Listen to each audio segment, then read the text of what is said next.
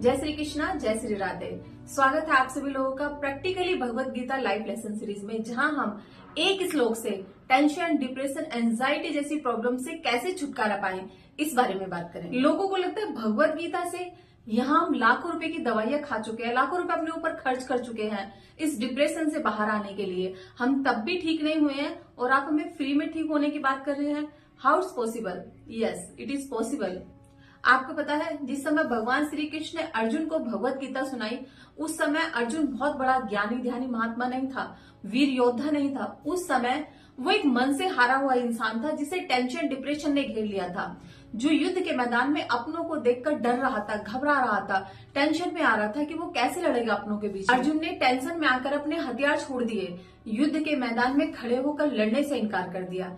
तब भगवान श्री कृष्ण ने अर्जुन को भगवत गीता का ज्ञान देकर उनका मार्गदर्शन किया। उसके बाद अर्जुन लड़े भी और जीते भी। भाई वो अर्जुन थे। हमारे पास इतना कहाँ समय होता है कि हम भगवत गीता पढ़ पाए। घर के काम होते हैं, ऑफिस, बिजनेस, स्कूल, कॉलेज, इतने सारे काम होते हैं, भगवत गीता पढ़ने का समय ही नहीं मिलता। अगर पढ़ने की कोशिश भी करें तो समझ नहीं आता। तो चलिए यहाँ मैं आपकी हेल्प कर देती हूँ, बहुत ही सिंपल वर्ड्स में आपको समझाने की कोशिश करती हूँ और प्रैक्टिकली जिसे आप अपनी लाइफ में अप्लाई कर पाए। पहले बात करते हैं चिंता, टेंशन, परेशानी, डिप्रेशन, एंजाइटी, ये जितनी भी प्रॉब्लम होती हैं, ये हमारे शरीर में नहीं होती बल्कि हमारे मन में होती है। शरीर से तो हम ऑफिस का, घर का जो भी काम है वो करते हैं, लेकिन मन हमारा कहीं और उलझनों में फंसा रहता है।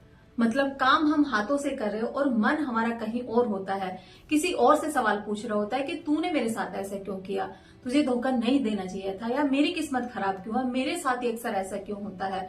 बहुत सारे तरह के सवाल जो बार बार हमारे दिमाग में चलते हैं, और अगर ये सारे थॉट्स लंबे समय तक हमारे दिमाग में चलते हैं तो एक बड़ी बीमारी का रूप धारण कर लेते हैं। और इन सभी परेशानियों से दूर करने के लिए भगवान श्री कृष्ण ने भगवत गीता चैप्टर 8 श्लोक नंबर 7 में कहा, अर्जुन, कृष्ण रूप में तुम्हें सदैव मेरा चिंतन करना चाहिए और साथ ही युद्ध करने के कर्तव्य को भी पूरा करना चाहिए। अर्जुन, अपने सभी कर्मों को मुझे समर्पित करके अपने मन और बुद्धि को मुझ में स्थिर करके तुम निश्चित ही मुझे प्राप्त कर सको। यहाँ कृष्ण ने ये नहीं कहा कि तुम सारा काम काज छोड़कर मेरा चिंतन करो, बाबा बन जाओ, सन्यासी बन जाओ।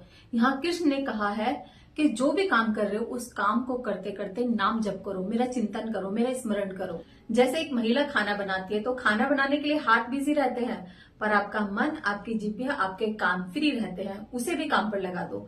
जो भी आपका फेवरेट नेम है, चाहे वो राधा राधा हो, चाहे फिर वो हरे कृष्ण महामंत्र का जप हो, उसे करना शुरू कर। नाम जप करने के लिए आपका मन लगेगा नहीं, आपको जबरदस्ती लगाना पड़ेगा। जैसे ही आपका मन किसी टेंशन परेशानी में जाए, तुरंत उसे वहां से खींचकर नाम जप में लगाना शुरू कर दो। अगर आप ऑफिस जा रहे हो तो ऑफिस से घर तक का जो समय है उसमें नाम जप करो।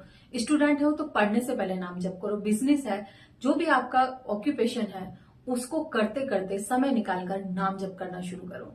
ये जो आपके माइंड में निगेटिव थॉट्स का पैटर्न है, इस पैटर्न को नाम जप से ब्रेक करना पड़ेगा, और ये एक दिन में पॉसिबल नहीं है, इसकी बार बार आपको प्रैक्टिस करनी पड़ेगी। पहला काम नाम जप करना। दूसरा काम, जो भी आपका काम है, चाहे वो घर का हो, ऑफिस का हो, बिजनेस का हो, बच्चों का हो, जो भी काम आपका हो, उसे भगवान के चरणों में समर्पित कर दो कि भगवान जी, मैं तो आपका दास हूँ, ये आपका काम है, आपके चरणों में समर्पित है। तो वो काम आपकी सेवा बन जाएगा।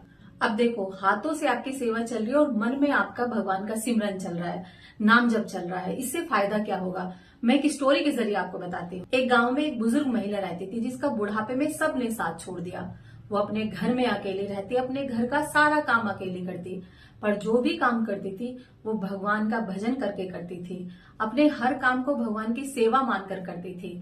गांव वाले उसको पागल समझते थे। एक दिन भगवान ने उनके सपने में आकर कहा कि तुम ये गांव छोड़कर चले जाओ, इस गांव में प्रलय आने वाली है। जब उस बुजुर्ग महिला ने गांव वालों को ये बात बताई तो उसे पागल घोषित कर दिया गया। मतलब गांव के एक भी व्यक्ति ने उस बुजुर्ग महिला की बात पर विश्वास नहीं किया। अब वो बुजुर्ग महिला ने अपना पूरा सामान पैक किया, बैलगाड़ी मंगवाकर अपना सामान बैलगाड़ी में रखा और गांव से निकलने की तैयारी करने लगी।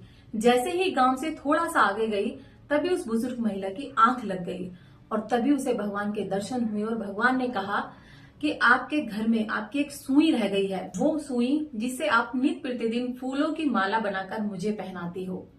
तभी बुजुर्ग महिला की आंख खुली और वो बैलगाड़ी रुकवाकर वापस गांव गई और उस सुई को उठाकर लेकर आई। और जैसे ही वो महिला गांव से बाहर निकली, तुरंत पूरा गांव अलट पलट हो गया, आंधी तूफान प्रलय आया और पूरा गांव तहस नहस हो गया। मतलब अगर आप भगवान का चिंतन, भगवान का सिमरन, भगवान की सेवा करते हैं तो आपकी सुई खोने तक की गारंटी भी भगवान ले लेते हैं। ये मैं आपको गारंटेड कहती हूँ, लिख कर दे सकती हूँ कि अगर आप नाम जप करते हैं तो टेंशन, डिप्रेशन तो क्या, उसकी परछाई भी आपके पास तक नहीं आएगी, क्योंकि इस चीज को मैंने खुद पर पहले अप्लाई किया है। मैं अपनी सिचुएशन तो आपको शेयर नहीं कर सकती, लेकिन मैं ये गारंटेड कह सकती हूँ कि अगर आप नाम जप करते हैं तो उस नाम जप से आपका टेंशन, डिप्रेशन तो खत्म होगा ही, साथ ही साथ आपके मन में आपको शांति मिलेगी। आप जो भी काम कर रहे हैं उस काम में आपकी ग्रोथ होगी, आप अपना काम बेहतर तरीके से कर पाएंगे, आपका काम करने में मन लगेगा। बस जरूरत है थोड़ा थोड़ा इसको प्रैक्टिस करने की। और ऐसी ही वीडियो देखने के लिए चैनल को जरूर सब्सक्राइब करें। मिलते हैं नेक्स्ट वीडियो के साथ में, तब तक के लिए जय श्री कृष्णा, जय श्री राधे।